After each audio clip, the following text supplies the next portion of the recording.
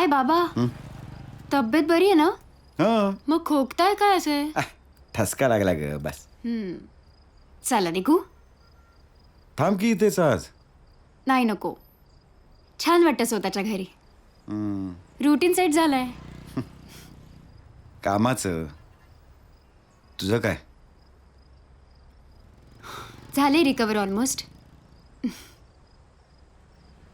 बाबा तुम्ही विषय काढलाच आहात तर मला प्रश्न पडलाय ज्याचं उत्तर नाही सापडत आहे. आय मीन सापडलंय उत्तर, पण ते उत्तर बरोबर आहे की ते आपण बरोबर म्हणून त्या प्रश्नाला चिकटवलंय ते नाही कळत आहे. गुंता वाढला ना की तुकडे पाडावेत, परत गाठी मारून धागा सरळ करावा. ओके. हां.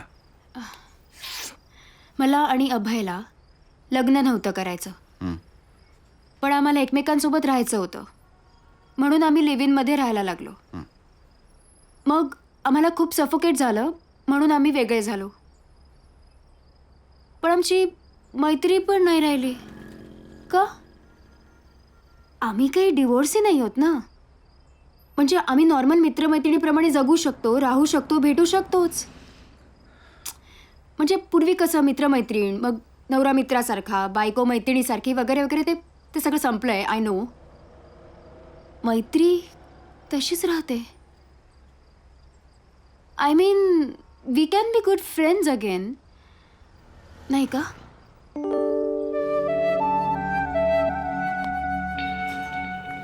अनुष्का. Yes sir.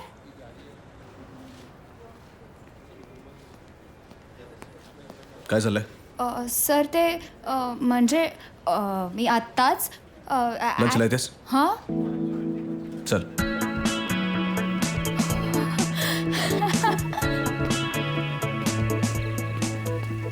हे बघ अनुष्का, इथे मी तुला तुझं बॉस म्हणून बोलवलेलं नाहीये, अभय म्हणून बोलवलं. Good afternoon ma'am. Good afternoon. Good afternoon. ठेव.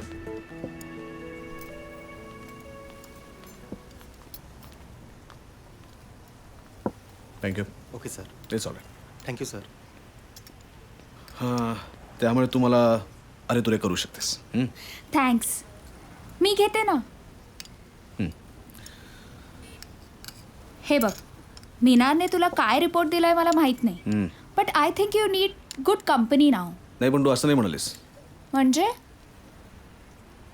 आता त्याला खरं तर एका चांगल्या मैत्रिणीची गरज आहे, पण ती स्वराची जागा घेणारी नसावी असं म्हणालीस तू.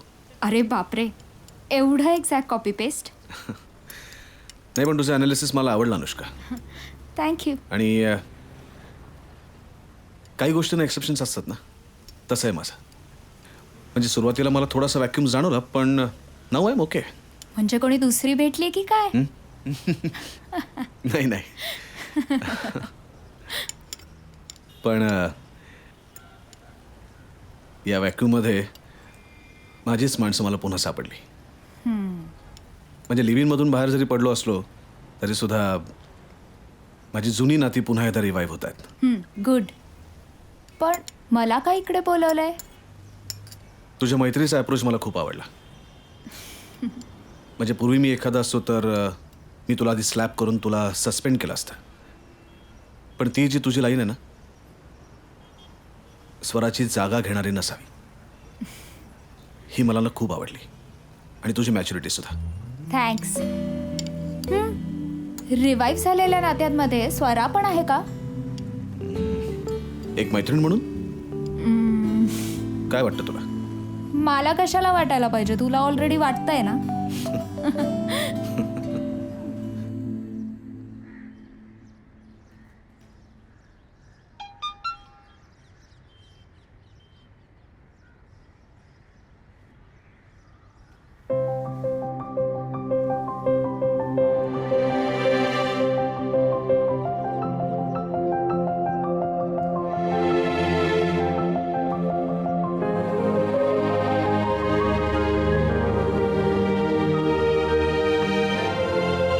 मैत्री मैत्री मैत्री, अरे कसली की मैत्री.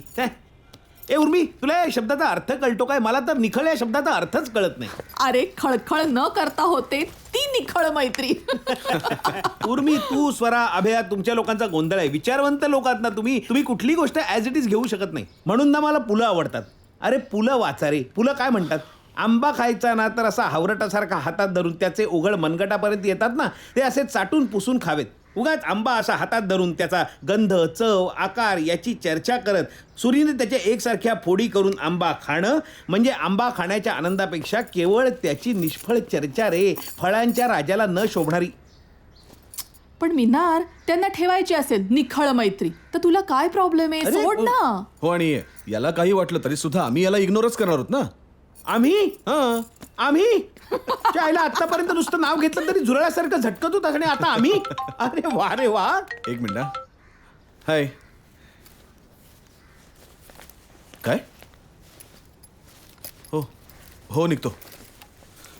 मिनार चल, हं? वाटेत सांगतो तुला. ए उर्मी, तू रिक्षानी आहे, आम्ही जातो पुढे. मिनार, मिनार येते मी 2 मिनिटात. मिनार, असे काय हे दोघं? अरे पण काय झालंय सांगशील का? अरे स्वराच्या वडिलांना अटॅक आलाय. एवढंच ना? हा, नाही, अटॅक आलाय. चला.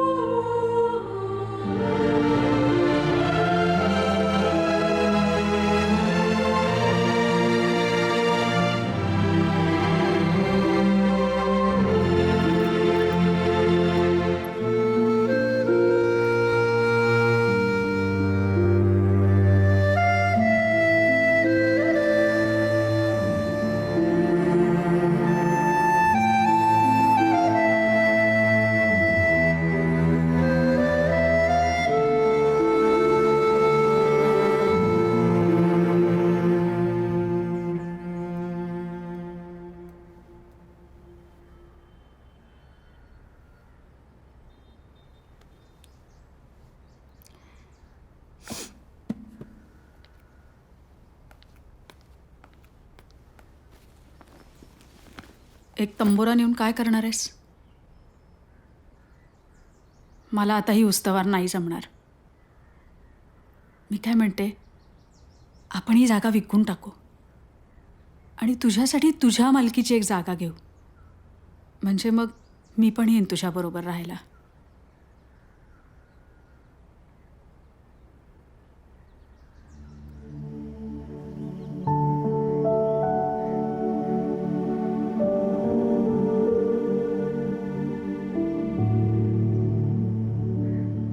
हे सगळं इतकं अचानक झालं, इतकं की बाबांना शेवटचा शब्द काय बोलले पटकन आठवतच नाही.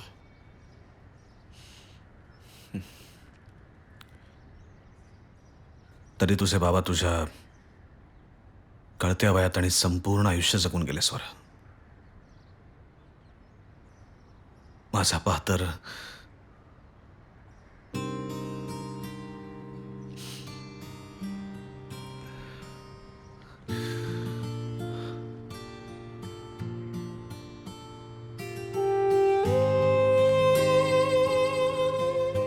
लहानपणीच एकटा झालो मी. तुला मात्र आई वडील असूनही एकटं राहायचं होतं.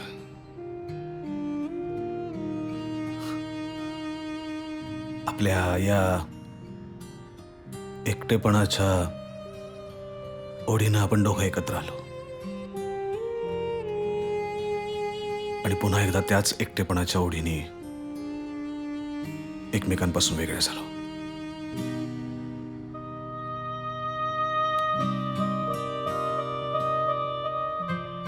तुझे बाबा गेल्यानंतर कदाचित तुला एकटेपणा आणि पोरकेपणा यातला फरक जाणवत असेल.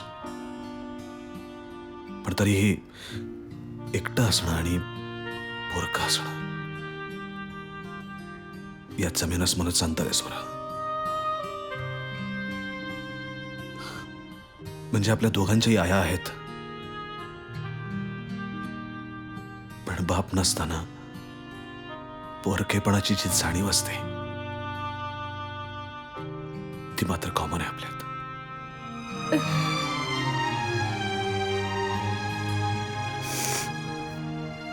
खरं आहे तुझं. मी तुला सांगत राहिले, ग्रांटेड धरू नकोस. मी काय केलं? ग्रांटेड धरत राहिले बाबांना.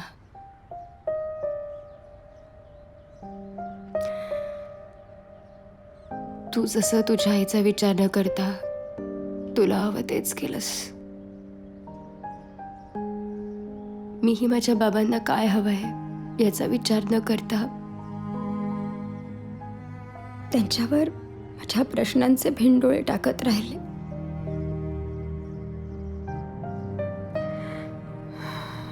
हात चढवते सगळं.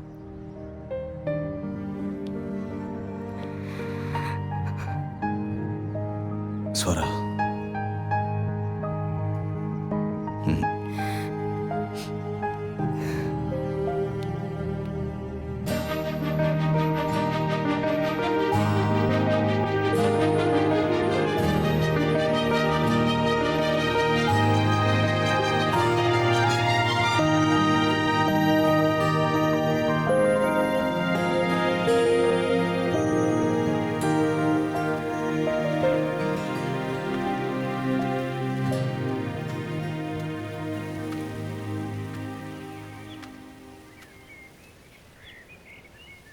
स्वरा, आपण दोघंही आता एकाच पोकळीत आहोत. We are equal, equal in all sense. तुझ्या आयुष्यातील तुझ्या वडिलांची आणि तुझ्या जोडीदाराची पोकळी भरून काढण्यासाठी